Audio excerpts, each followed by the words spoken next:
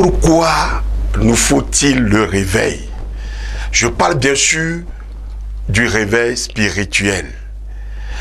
Il faut sonner l'heure du réveil lorsqu'on constate que l'Église est en train de sommeiller ou bien de dormir. Elle a besoin de se réveiller. Elle a besoin d'être réveillée. Il y a l'heure du réveil lorsqu'on constate qu'il y a une léthargie au sein de l'Église. Lorsqu'on constate que l'Église ne joue plus convenablement son rôle prophétique et de sentinelle dans une nation. Lorsqu'on constate que l'Église ne joue plus convenablement son rôle de sel et de lumière au sein de la nation. Il y a réveil, nécessité de se réveiller lorsqu'on constate que l'Église est confondue avec le monde.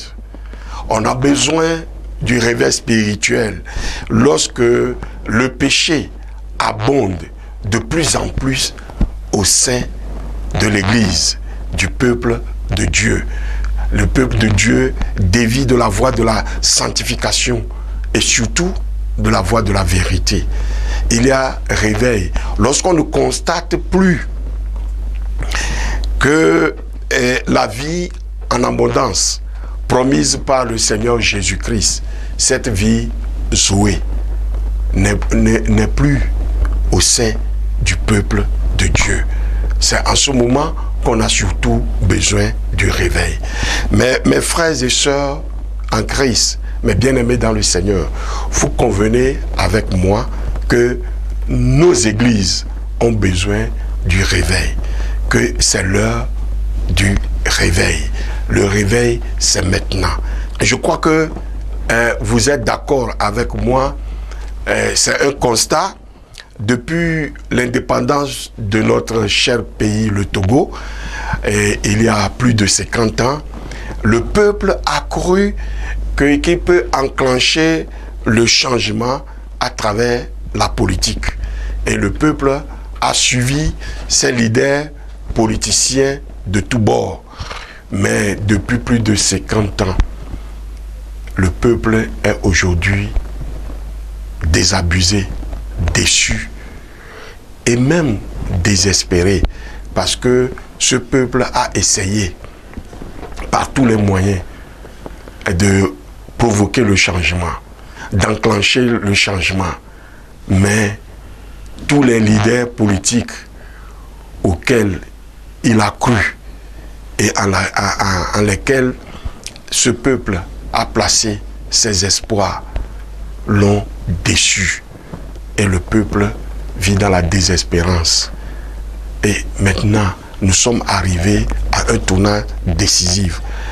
Et il faut que le peuple se tourne vers Dieu pour enclencher. C'est la seule voie, puisque le peuple a essayé toutes les voies possibles.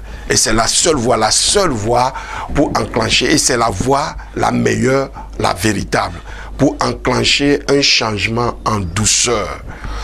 Une révolution silencieuse et spirituelle.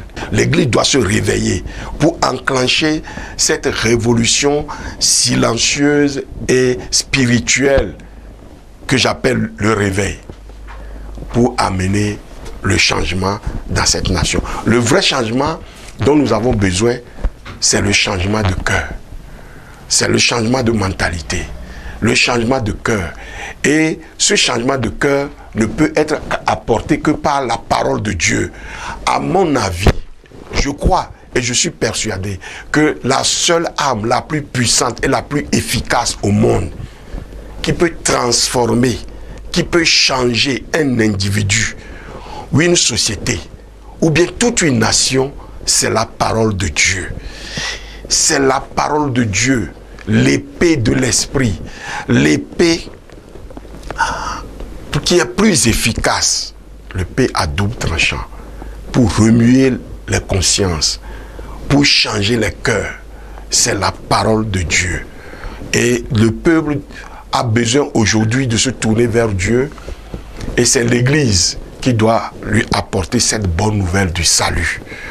Et c'est en cela seul que le peuple pourra retrouver l'espoir et participer à un développement harmonieux du pays. C'est pourquoi nous appelons l'Église maintenant au réveil. Il est temps à l'Église de se réveiller. C'est l'heure de se réveiller maintenant.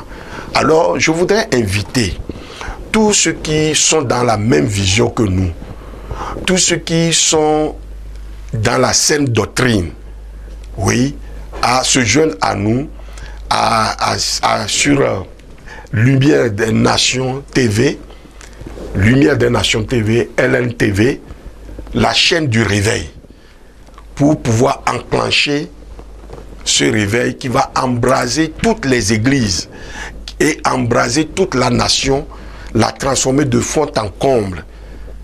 C'est uniquement à travers ce réveil que les gens auront la crainte de Dieu dans leur cœur et aussi participer harmonieusement au développement de ce pays. Vous avez fait déjà l'expérience. Les politiques vous ont déçus. Et qu'est-ce qui peut amener la transformation de cette nation? C'est Dieu lui-même, le Père de cette nation. Si nous nous tournons vers Dieu avec un cœur sincère, nous aurons un meilleur bien-être de tous les Togolais, de tout le peuple togolais, un mieux vivre de tout le peuple togolais, et nous pouvons éviter une éventuelle révolution violente et sanglante qui pourrait être enclenchée par les désespérés, les aigris, ceux qui pourraient dire qu'ils n'ont plus rien à perdre et qui vont peut-être se tourner vers des actions ou bien adopter des actions répréhensibles pour semer le chaos dans la nation. Donc, le salut de cette nation, c'est l'Église. Le salut de cette nation, c'est le réveil de l'Église. J'invite donc tous les serviteurs de Dieu à prendre conscience en cela. Dieu ne peut pas susciter le réveil sans nous-mêmes. Donc nous devons nous soumettre complètement à Dieu et à son esprit pour pouvoir avoir ce réveil-là. Le salut de cette nation, c'est l'Église et non les hommes politiques. Je vous remercie.